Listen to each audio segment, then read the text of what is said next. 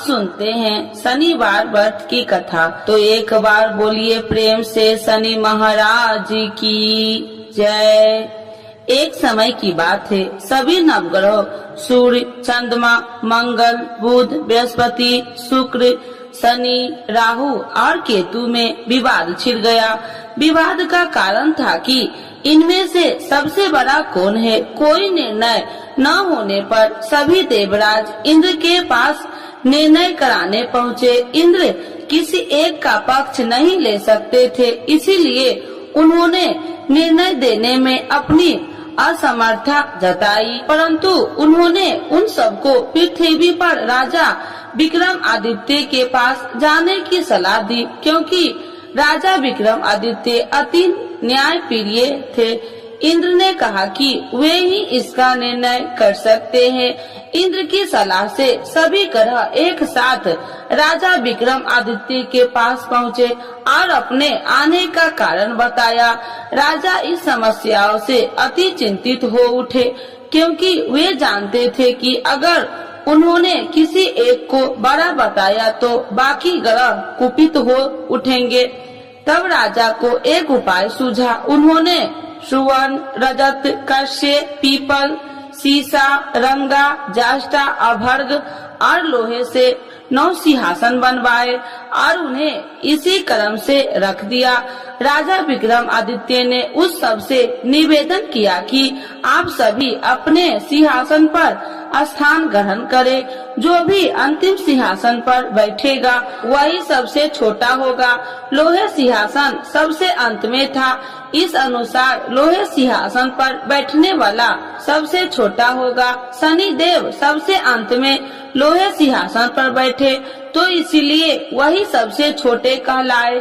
शनि देव को लगा कि राजा ने यह जानबूझकर किया है, इसीलिए उन्होंने कुपित होकर राजा से कहा, राजा तू मुझे नहीं जानता। सूर्य एक राशि में 1 महीना, चंद्रमा 2.25 महीना, 2 दिन, मंगल 1.5 महीना, बृहस्पति 13 महीना, वह बुध और शुक्र 1 महीने विचरण करते हैं, परंतु मैं 2.5 से 7.5 साल तक रहता हूँ। शनि देव क्रोधित होकर कहने लगे कि श्री राम की 7.5 आने पर उन्हें वनवास हो गया। रावण 7.5 आने पर वह वानरों की सेना से परास्त हो गया। अब तुम सावधान रहना। ऐसा कहकर शनि देव वहाँ से चले गए। इसके बाद अन्य देवताओं ने भी वहाँ से प्रस्थान कर लिया। कुछ समय बाद राजा की 7.5 आई, तब शनि देव घोड़े के सौदागर बनकर वहाँ आए। किसी ने राजा को सूचना दी कि कोई घोड़े का सौदागर आया है तथा उसके पास जो घोड़ा है वह बहुत बढ़िया है। राजा ने यह समाचार सुनकर अपने अश्वपाल को उस सौदागर से घोड़े खरीदने का आदेश दिया। अश्वपाल ने कई अच्छे घोड़े खरीदे। वह एक सर्वोत्तम घोड़े को राजा को सवारी हेतु दिया। राजा जैसे ही उस घोड़ा पर बैठा, वैसे ही वह घोड़ा भागकर वन की ओर चल गया। वन में काफी अंदर पहुँच वह घोड़ा गायब हो गया और राजा भूख प्यास जंगल में भटकता रहा।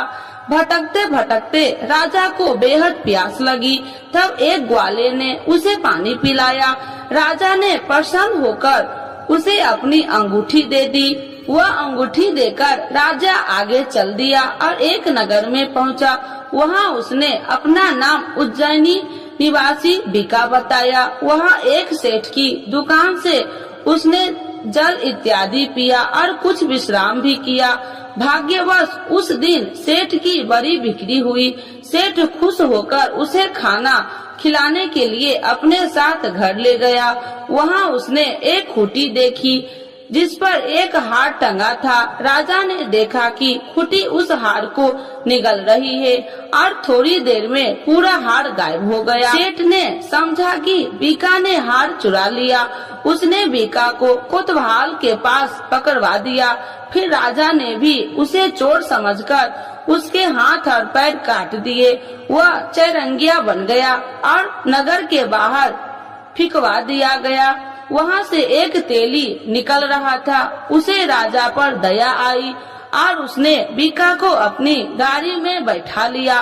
वह अपनी जीभ से बैल को हाँकने लगा। उस काल राजा की शनि दशा समाप्त हो गई। वर्षा ऋतु आने पर राजा मल्हार गाने लगा।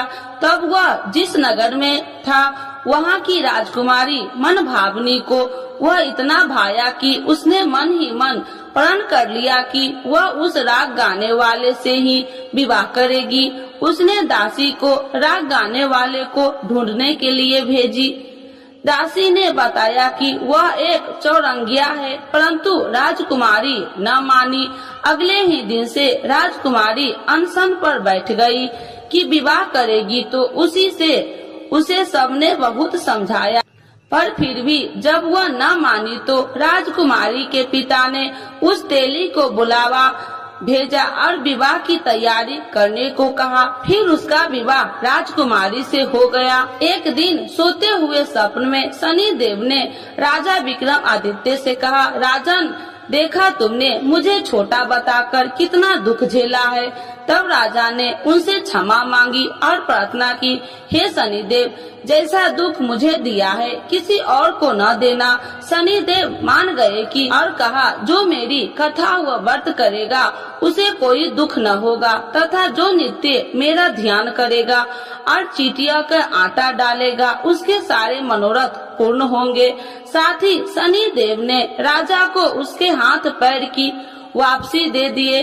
प्रातः आँख खुलने पर राजकुमारी ने जब राजा को देखा तो आश्चर्यचकित रह गई। बीका ने उसे बताया कि वह उज्जैनी का राजा विक्रमादित्य है। सभी अत्यंत प्रसन्न हुए। सेठ ने जब यह सुना वह पैर पर गिरकर क्षमा मांगने लगा। राजा ने कहा कि वह तो शनि देव का कोप था, इसमें किसी का कोई दोष नहीं। सेठ ने फिर भी निवेदन किया कि मुझे शांति तब ही मिलेगी जब आप मेरे घर चलकर भोजन करेंगे। सेठ ने अपने घर कई प्रकार के व्यंजन से राजा का सत्कार किया।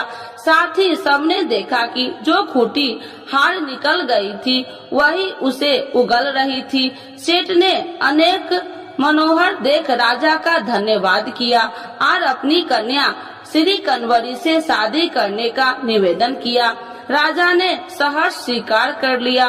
कुछ समय पश्चात राजा अपनी दोनों रानियां मन भावनी और श्री कन्वरी को उज्जैनी नगरी के लिए निकल पड़े। वहां नगर वासियों ने सीमा पर ही उनका स्वागत किया। सारे नगर में दीपमाला हुई, सबने खुशी मनाई। राजा ने घोषणा किया कि मैंने शनि देव को सबसे छोटा बताया था, जबकि असल में वही सर्वोपरि है। तब से सारे राज्य में शनि देव की पूजा और कथा नियमित रूप से होने लगी। सारी प्रजा ने बहुत समय खुशी और आनंद के साथ बिताया। जो कोई शनि देव की इस कथा को सुनता है या पढ़ता है उसके सारे दुख दूर हो जाता है। तो एक बार बोलिए प्रेम से शनि महाराज की जय। आरती श्री शनि देव की जय। जय श्री शनि देव भक्तन हितकारी, सूरज के पुत्र प्रभु छाया महतारी। जय जय श्री शनि देव भक्तन हितकारी, सूरज के पुत्र प्रभु छाया महतारी। श्याम अंग्र वक्र दृष्टि चतुर्भुजाधारी, श्याम अंग्र वक्र दृष्टि चतुर्भुजाधारी।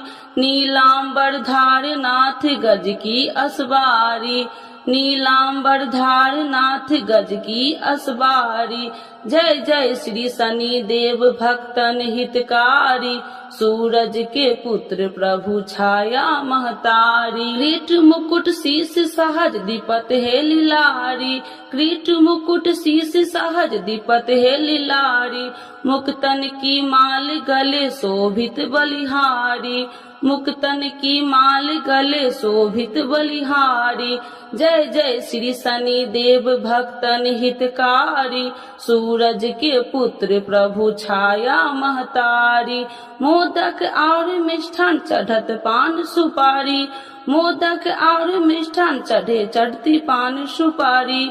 लोहा तिल तेल उड़द महसी है अति प्यारी, लोहा तिल तेल उड़द महसी है अति प्यारी। जय जय श्री शनि देव भक्तन हितकारी, सूरज के पुत्र प्रभु छाया महतारी। देव दनुज ऋषि मुनि सुमरत नर नारी, देव दनुज ऋषि मुनि सुमरत नर नारी। विश्वनाथ धरत ध्यान हमें शरण तुम्हारी, विश्वनाथ धरत ध्यान हमें शरण तुम्हारी। जय जय श्री शनि देव भक्तन हितकारी, सूरज के पुत्र प्रभु छाया महतारी। एक बार बोलिए प्रेम से शनि देवता की जय, छाया माता की जय, सूर्य भगवान की जय।